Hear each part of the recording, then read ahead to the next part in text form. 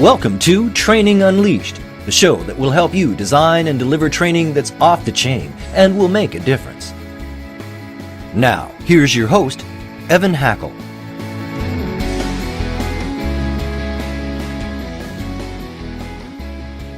Welcome to another exciting edition of Training Unleashed. Today, we are very fortunate to have Tony Chatman with us. Tony is a recognized leader in human relationships. He helps people understand the fundamental differences of how people think, act, and this enables you to have real connections with others. I am super happy to have Tony with us. He's an extremely in-demand person. He is a speaker, he is a trainer, and he sort of uses this theme of destroying dysfunction.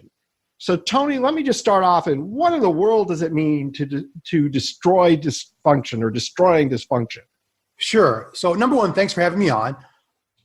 In my world, most of my topics center around how people relate to each other, how they connect with each other, right? So leadership, team building, how people go through change, all of those different topics. My theory is we are naturally communal beings. We want to connect with one another. We want to relate to one another. And yet there are obstacles. There are these dysfunctions that keep us from doing what we naturally want to do. And if you can destroy those things, then you can create amazing connections and collaborations, both inside and outside of the workplace.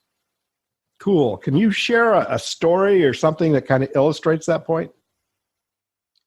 Sure. Where do you start? So I have a number of my clients, they bring me in because, number one, they're in reactive mode, unfortunately. You think, hey, we're going to be proactive and have foresight and do all this stuff. Never turns out that way. So they'll bring me in and say, hey, we have this manager or these managers or these teams, and they just cannot seem to function properly and blah, blah, blah, blah, blah. You get in and you realize the biggest issue is something as simple as, wow, there's a bunch of different personalities within the group. And they all actually want to work together, but because they have different needs and different idiosyncrasies and different habits. And so I'll go in, and I'm thinking of a very particular federal agency right now that I don't want to name, but I gone in, we did a quick personality test. We talked about the strengths and weaknesses of each group. And then we talked about different things that people do without thinking it. And it goes back to this conversation my wife and I had where we were just not getting along. And I know I've heard this. I've heard that people who are married actually have arguments. I've never seen it, but I've heard this happens. But we weren't connecting. And she looked at me and she said, I'm not trying to frustrate you. And there was something about when she said that just resonated. And so, with this group in particular, I said, hey, let's talk about this. People aren't trying to be hard to work with. They're not trying to do this. This is a function of how they're wired. And once we did that, not only did their relatability increase, but you could measurably see the difference in their productivity. And in the federal government, it's not as much as a bottom line they're making profit. You see it in how much money they save, because it's kind of a backward thing with the federal government. They don't make money. Right. But they could immediately see, wow, we're more efficient with the dollars that we've been given, and we can directly attribute it to the fact that we are now connecting on a more fundamental level. It's very interesting. And when you say this, what first comes to my mind is I think most people are in their own bubble, and they don't sit back and say, what's on the plate of the person talking to me? How busy are they? What pressures they have? Is there something happening at home? They have kids that are maybe sick. You never know. And I think people tend to rush to judgment rather than to rush to curiosity. That's a great way to put it. Absolutely. And so, the people listening right now are training professionals, and they're dealing with issues like you're describing now to help people connect better and communicate better. Maybe you can share some ideas that would resonate with our listeners, advice that could help them at work and maybe help them at home. In terms of, I want to make sure I understand in terms of how to connect better, or yeah, how to, if you're you're a single person and you want to connect better to the world, it's not, this isn't a speech to a group. This is like advice one-on-one to me. What do I do to connect better? How can I be a better listener, a better talker, more open, that type of thing? Okay. Number one, I love the way you framed it, and that's awesome. Number one, and you've kind of led towards this already, is you have to come in and assume that people have good intentions. And I say that it sounds obvious, but what we do is we see someone's actions and then we fill in a narrative of intention behind those actions, right? See, I think, Tony, that people don't generally rush to thinking someone has good intention. I think we're taught as kids, stranger danger, and right. Watch out. In business, someone's they're there for themselves, and that we don't lead that way. Okay, no, and that's fair. I think you've got a great point there. So my thing is, okay, I'm going to even back up. In the workplace, here's my thing. I think everybody wants to do a good job. We assume that people don't, but everybody really wants to do a good job.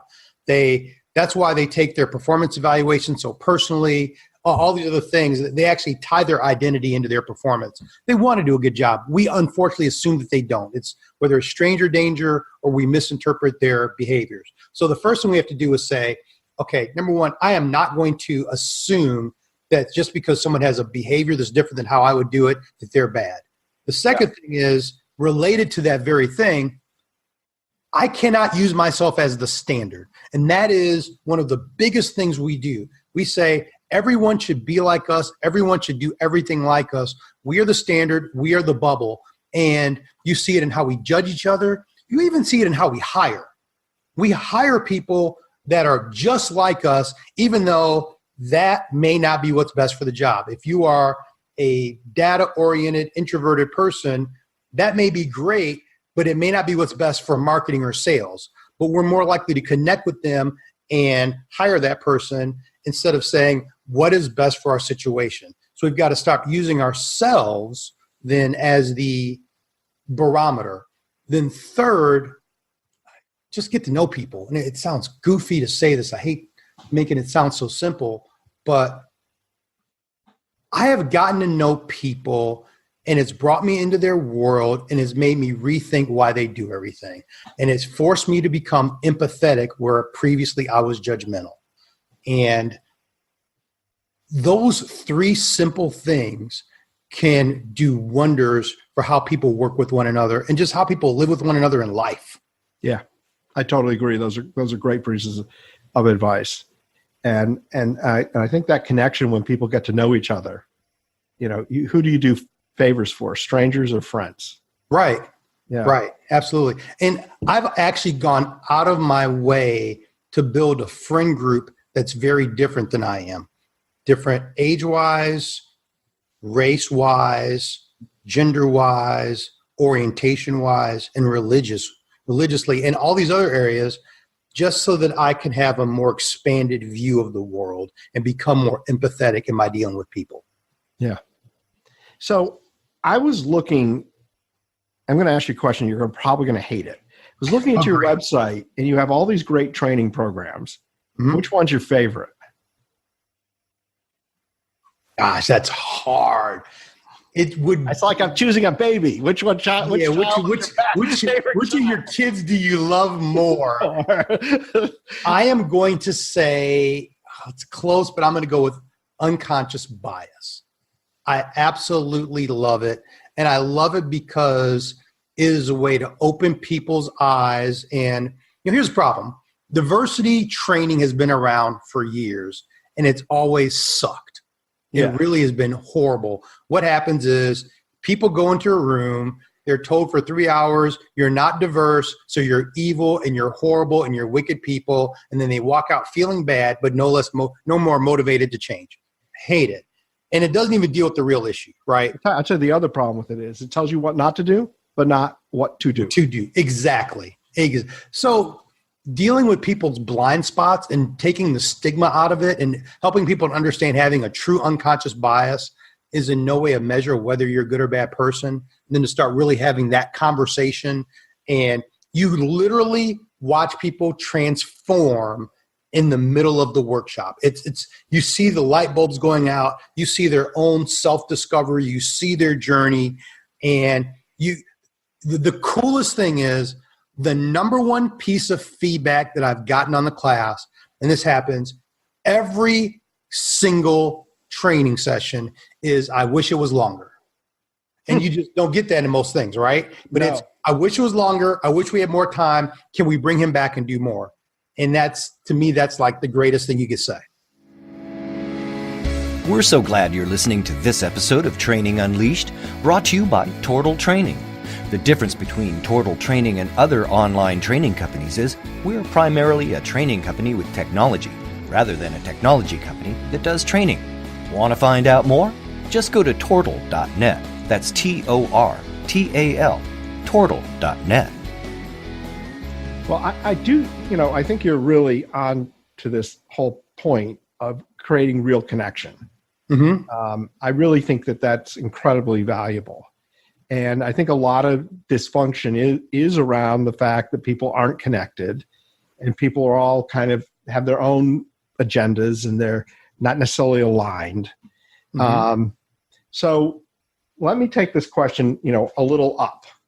Okay. So I run a training department, and I want to instill this philosophy within the company of, caring about each other, leading from a point of view that there's trust, that, getting to know people, etc. What would I do? How would I go about it? Oh, if you want to change the culture, start at the top. Yeah. And I would do a building a healthy work environment workshop with the top leaders. And we would talk about our different personalities. We'd talk about our different strengths. We'd talk about trust.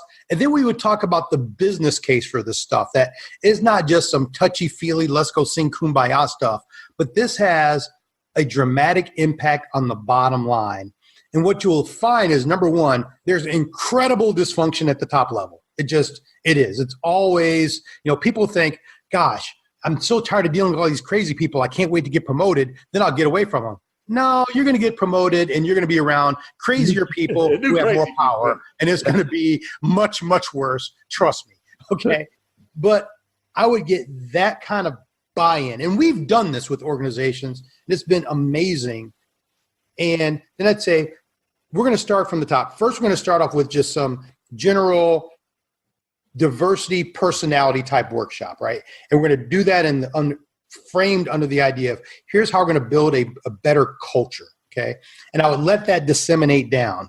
And then I would show things like inclusion, generational diversity, all the other things. They're just different facets of this idea of building this this positive culture.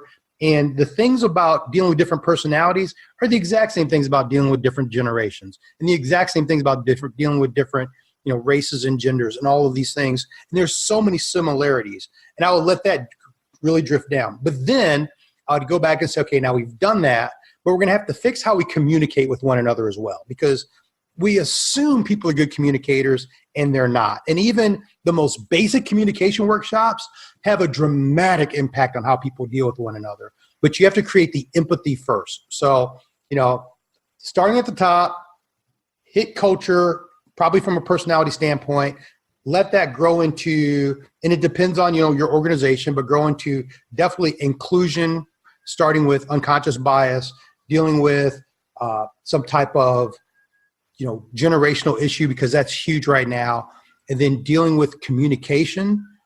And then after you do all that, then I would start working on leadership training, because then it's going to be the leaders who are going to determine whether that culture sticks, what they accept, what they don't accept, and not just the top leaders, but the frontline leaders, the people who really are the face of the organization to most of your people. I think that's great advice. Thank you. Because it's got to start at the top. I think you make an excellent point.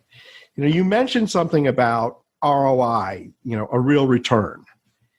do you have any examples of how people take this, which a lot of people have a hard time putting their hands around, and, some examples of how this has made such a difference? Sure. One example, and the hard part is you rarely get to measure this in a vacuum, right? So we're dealing with quote unquote soft skills, and often you're changing multiple things at one time. So it's hard to attribute something to just this, but here's what happened. So I had a client call me within the last few months and say, we want to do customer service training. Now, if you look at my website, customer service training is not there anywhere. I've done a few very specific workshops for very specific clients that I've worked with for a long time. So as we started talking, I said, well, how'd you hear about me? Well, you were referred by this other agency. Great. As we were starting to have our first debrief call, or our first briefing call to prepare for it, the CFO said, well, I actually work with the CFO of the other organization, and our people work together on a weekly, if not daily basis. And I ran into her at a conference, and I said, I almost said her name, sorry. And I said, what happened to your people? They are so different. I can't even believe, working with them is so different now than it was a year ago.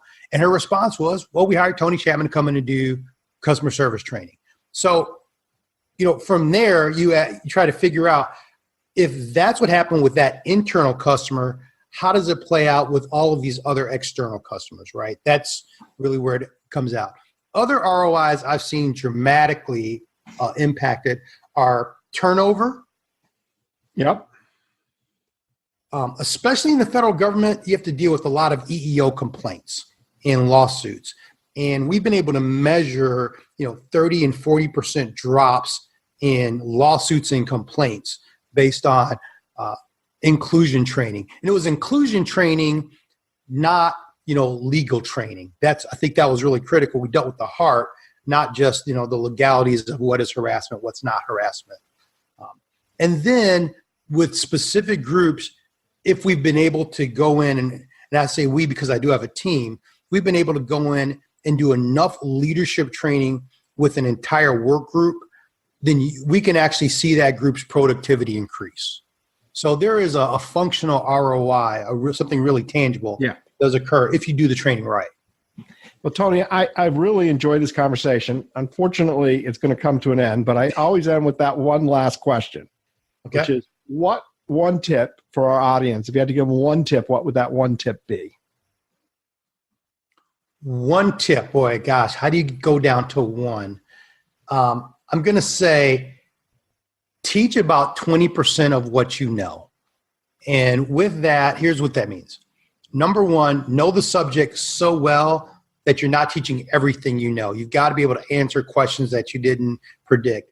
But number two, realize your audience, they're not a group of subject matter experts. And so often we come in expecting them to be at an 8th grade level, and they're really only at a 2nd grade level. And they're not going to say in the middle, hey, I totally don't understand that. They're just going to kind of get lost in the shuffle. So, learn the subject well enough that you're only teaching a small fraction of what you actually know. It's great advice. Thank you. Very, very good advice. Tony, it's been a real pleasure to have you on our show. People, I can see him. You guys can't. This guy is a dynamic speaker. I mean, he's speaking just to me, but to watch his body movement is amazing. Tony, tell everyone what your website is. Okay, my website is www.tonychatman, and it's CHAT as in Tom, MAN.com. So TonyChatman.com. And if I go there, what am I going to find? When you go to my website, you're going to, number one, you're going to see my beautiful face, which is so important. But far more important than that, you're going to see listings of different keynotes that I have, as well as trainings. You'll see video samples. You'll actually see a 20-minute video of me teaching an unconscious bias. So it gives you a great idea of what I do.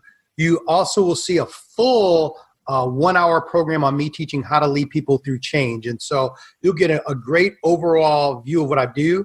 You'll get a link to my book, which is called The Force Multiplier, How to Lead Teams Where Everyone Wins, which has become part of the Master's and Doctorate in Education program at Morgan State University. So it's really about practically helping people and just a ton of information. But more importantly, you'll be able to get in contact with me very easily. I'm very responsive, love to answer questions, love to be an asset for those who are trying to be better at their craft. That's fantastic. So if I hear you correctly, you can go to your website and actually learn something. That's the goal. A 20-minute presentation, an hour-long presentation, and there's no cost. Exactly. Which is cool. So again, thank you very much for being on the show. Thanks for having me. This has been Training Unleashed, but it doesn't stop here. Just go to trainingunleashed.net to subscribe to the show. That way, you'll never miss an episode, and you'll be well on your way to delivering training programs that are off the chain. We'll talk to you next time on Training Unleashed.